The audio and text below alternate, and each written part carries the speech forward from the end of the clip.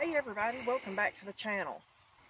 We have a frost warning tonight, so I've been waiting to measure to see just exactly how tall my okra got.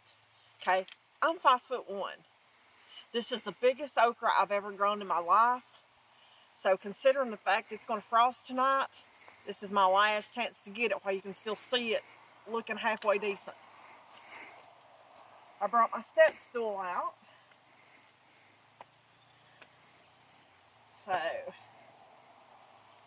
fairly steady. Here we go. Get over there, you.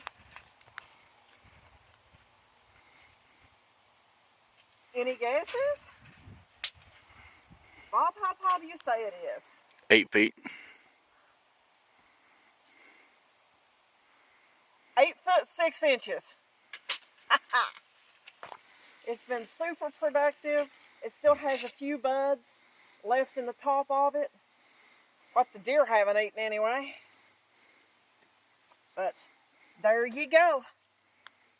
I was curious on that. I figured somewhere between 8 and 9. So hopefully next year they'll get even bigger. I've put a lot of okra up. We love it. See you on the next video, folks.